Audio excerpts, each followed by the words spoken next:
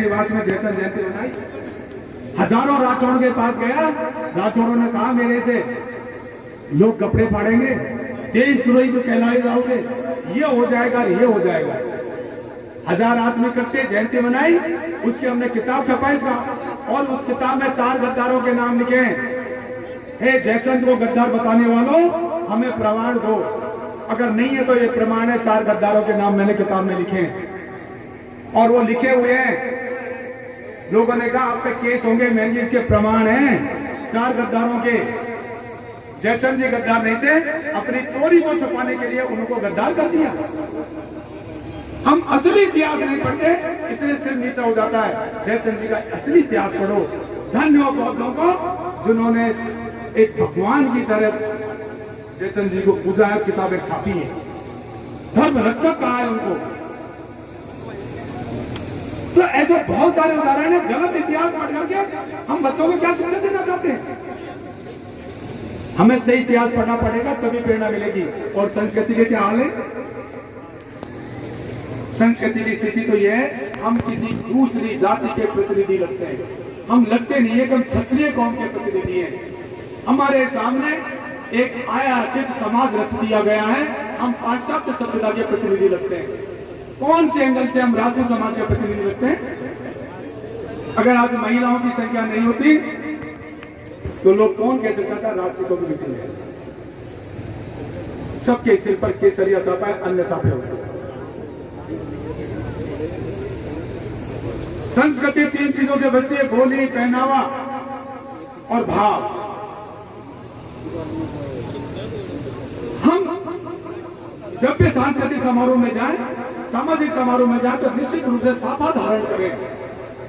ये हमें ऐसे नहीं मिला है, ये हमारे सम्मान का प्रतीक है। हमने सिर कटाए हैं, इसलिए लोगों ने हमें साफे बंधवाए हैं। हमें किसी ने भीख में नहीं दिए। इस कौम ने सिर कटने के बाद तलवार चलाई है, 1 मील नहीं, सैकड़ों मील। इसलिए लोग पूजते, इस सिर को पूजती थी, साफा रखती थी। और ठाकर साहब आपकी जय हो। ठाकुर या तो भगवान को कहते हैं या इस क्षत्रिय को ही कहा गया। फिर हमें साफा लगाते शर्म तो आती है। ये हमारी संस्कृति का प्रतीक है। धन्य है महिलाओं को जो कम से कम इन्होंने अपनी वेशभूषा बना रखी है, लेकिन इनके अंदर भी अब गड़बड़ होने लग गई है।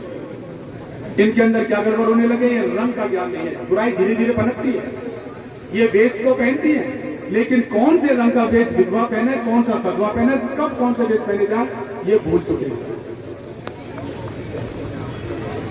मैं देखता हूं जोटवाड़े के अंदर किसी ने कह दिया भाई साहब ये नया कपड़ा यार, भाई साहब ऐसे प्रचार करेगी, सारी छत्राणियों की रुक भीड़ पड़ जाएगी वहां पर, और वो बढ़िया एक दिन में करोड़पति बन जाता है। जबकि इस रंग का हमें प्रयोग करना है, बहुत फर्क पड़ता है। आप लोगों में क्या फर्क पड़ता है रंग से? फर्क ये पड़ता है, हम लोग पहले खाकी साफा लगाते थे। मैंने पूछा सत्य महाराज साहब से, खाकी साफा क्यों लगाते हैं? बोला हमारे राज चलेंगे शोक के लिए। तो राज ये बोले शोक कब तक मना करेंगे? बोले बिल्कुल गलत है, पर बदलेंगे, केसरिया करेंगे। मैंने पूछा केसरिया क्यों करेंगे साहब? बोले केसरिया रंग प्राण को ऊर्जा देता है, और केसरिया रंग वो चीज है कि सिर कटने के बाद भी तलवारें चलाई जाती है। जब साका करते थे तो हम केसरिया धारण करते थे, इसलिए केसरिया धारण करेंगे। ये प्राण को बलवान बनाता है, निराशा को दूर भगाता है, ये वैज्ञानिक तथ्य है। तो रंगों का बहुत ज्यादा महत्व है। महिलाओं से कहना अब तक रखाए तौर पर किए। हमारी संस्कृति का हाल देखिए, हमारी संस्कृति का हाल देखो आप।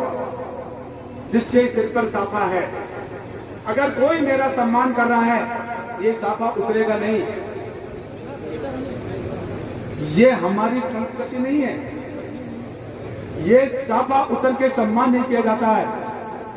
साफा किसको पहनाया जाता है? जिसके सिर पर साफा नहीं, उसको साफा बनाया जाता है। और जिसके सिर पर पहले से साफा है, उसको भेंट की जाती है, उसको पाग बोलते हैं। कौन सिखाएगा हमको ये? अरे क्षत्रिय का साफा सिर से उतर जाए, मामूली बात है क्या? लेकिन हमें अपनी संस्कृति का ज्ञान नहीं है। हम उनसे क्यों जाते? संस्कृति के लिए। एक जापानी महिला ने इंग्लिश में किताब लिखी है, वो उसने लिखा कि मैं सिटी पहले जयपुर में आई भारत की अंदर राजपूत संस्कृति की खोज करने। तो वहां के जो डायरेक्टर थे उनसे कहा मैं मुझे किसी राजपूत के घर भेज दो। वहां का एक गाइड था, उनको लेकर कानोता हाउस होटल में ले गए। उन्हें ये कहा लिया है, बोले ये राजपूत फला जगह ठाकर है। उसने कहा देखो सुनो, उसके सामने लिखा हुआ है। उन्होंने कहा अमीरों को तो अमीरों की संस्कृति को तो अमीरी खा गई, पैसा खा गया, और गरीब राजपूतों की संस्कृति को गरीबी खा गई। अगर संस्कृति बचे तो मध्यम वर्ग के राजपूतों करिए, मुझे किसी गांव में ले चलो। और वो उसको लेकर शेखावटी के गांव में ले गया। उसने महिला ने उस किताब में लिखा है, मैं जिस घर में गई उस घर के अंदर आंगन के अंदर चूल्हा जल रहा था, एक महिला रोटी सेक रही थी और एक बेल रही थी। मैंने पूछा, इतना आटा गुना हुआ रखा था, खबरों से बड़ी रोटी थी। वो अंग्रेज महिला कहती है, मैंने पूछा यहाँ कितने आदमी रहते हैं? उनकी 50। क्या 50 की यहाँ पर इतनी रोटी बनती है? कहाँ? वो महिला कहती है मेरे देश के अंदर तो इतनी रोटी होटल में बनती है जितनी राजस्थान के अंदर राजपूत के घर बनती है। कैसा परिवार था, इसलिए हम एक दूसरे के सिर कटवा देते थे। अंग्रेज उस महिला ने और क्या लिखा देखिए आप लोगों के लिए। उसने कहा हिंदुस्तान में अगर किसी की अपने शक्ल बाप दादों से मिलती है वो है ढाका राजपूत। इसके पीछे क्या तथ्य दिया उसने कहा क्षत्रियों के अंदर अभी तक पवित्र रत्न बह रहा है, इसलिए शक्लें मिल रही है हमारी। अन्य जातियों में कम मिल रहा है, अपवित्र हो चुका है। हम कहते हैं इसकी शक्ल नाना से मिल रही है, इसके दादा से मिल रही है, परदादा से मिल रही है। क्यों कहते हैं? क्योंकि पवित्रतम रक्त की संतान है हम लोग, हमारे डीएनए में खोट नहीं है। आज षड्यंत्रकारी चाहते हैं ठाकर भी हमारे जैसे हो जाए, इसलिए इंटर कास्ट शादियां कर लो, खूब सुविधाएं दी जा रही है। पेट भरने के लिए इंटर कास्ट शादियां करते हैं। तो हम अपने रक्त की पवित्रता को बचाने में विदेशी को खोज करने आ रहे हैं, और हमारे अंदर क्या है? और एक मुसलमान लेकर अपनी किताबों लिखी है, बोलो मैं बहुत हमला सुनता था, राजस्थान के अंदर सत्य होते, मैं सत्य हुए देखना चाहता हूं। यहां पर आया, किसी मुसलमान के नवाब के ठहरा हुआ था, पता चलेगा यहां से 20 कोस दूर एक राजपूत सत्य हो रही है। उसने कहा मैं इतनी दूर कैसे जाऊं? नवाब से कहा कोई घोड़ा दे दे, मैं पहुंच जाऊंगा। तो घंटे पर 2 घंटे का समय रहा है, वो वहां से भागा। उसने किताब में लिखा, उस किताब का नाम है इब्न बतूता की भारत यात्रा। सरकार ने उसको प्रतिबंध कर दिया है, लेकिन हमारे संस्थान के पास है। भारत सरकार ऐसी किताब को नहीं लेती थी। इब्न बतूता की भारत यात्रा, उसने लिखा बहुत भीड़ थी, मैं देख नहीं पाया, घोड़े पर चढ़ गया मैं, और फिर देख रहा था एक छत्राणी आई 16 श्रृंगार करके घोड़े पर बैठ करके घोड़े से उतरी, अपने श्रृंगार का शाम का दान किया, अपने वस्त्र किए और परिक्रमा करके हंसते हंसते अग्नि में कूद गई, हर हर महादेव करके। और मैंने देखा मैं घस खा के घोड़े से गिर गया, 2 घंटे बाद चेत हुआ मेरे को। उसने लिखा इस दुनिया के अंदर शासन करना जीना जानता है गौरव से तो उठा करे, और कोई नहीं। जो सिर कटाना जानता है वही जीना जानता है। यह हमारी संस्कृति कब जीवित रहेगी? जब हम लोग इस बारे में जानेंगे। अब हम क्या जाने? कि महिलाएं बैठे, पुरुष बैठे, और सारे लोग जानकार हैं। जो हमारी मीटिंगों में नहीं आते उनसे पूछना चाहता हूं, हमारे शास्त्रों में 4 वर्णों के अलग अलग व्रत त्योहार दिए गए हैं, और व्रत त्योहार हमारी संस्कृति के द्योतक है। क्षत्रिय महिलाओं का सबसे बड़ा व्रत कौन सा है? किसी को पता नहीं क्षत्रिय महिला का सबसे बड़ा व्रत कौन सा? शांति पर्व पढ़ लीजिए। क्षत्रिय महिला का सबसे बड़ा व्रत है दशा माता का व्रत, जो अनंत चौदस को आता है, या होली के 10वें दिन आता है, जब महिलाएं दशा माता का डोरा लेती हैं। महिलाएं करती है, कहानी झूठी सुनती हैं। महाभारत में लिखा है इस दिन नल दमयंती की कहानी सुननी चाहिए। जिस घर के अंदर नल और दमयंती की कहानी सुनी जाती है, उस घर के अंदर कली का प्रवेश वर्जित है। उसकी संतानें कुमार की नहीं होंगी, संस्कारवान होंगी। इतने बड़े व्रत को हम जानते नहीं, क्यों करती है? क्यों बड़ा?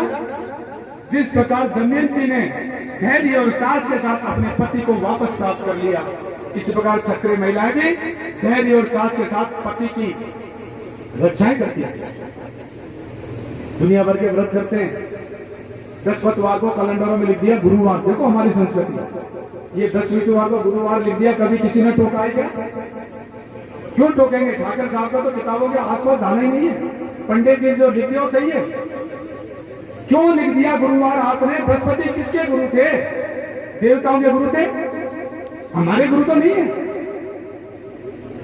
गीता में पढ़िए, उसमें लिखा हुआ है, हे अर्जुन मैं तुझे वो ज्ञान देता हूं जो सूर्य ने मनु को दिया, मनु ने इक्ष्वाकु को दिया और इक्ष्वाकु ने अन्य क्षत्रिय राजाओं को दिया। सूर्य भगवान है हमारे आदि गुरु क्षत्रियों के। फिर तुम्हें तो कर रहा था 17.5 साल का अमर सिंह, महाराणा प्रताप का बेटा, उस चौकी से धन को लूट के लाए, महाराणा प्रताप को दे दिया। ये भामाशाह का जन्म कहां से आ गया साहब? क्यों झूठी बात कर रहे हैं? वोटों के लिए हर किसी को भामाशाह बना रहे हैं, भामाशाह की तारीफ कर रहे हैं। भामाशाह ने कभी कोई धन नहीं दिया है, उसकी तारीफ करो तो ये करो एक बढ़िया होकर के भी सैनिक ना हो, ये उसकी असली तारीफ। उसकी ये तारीफ नहीं है अब महाराणा प्रताप का धन दिया।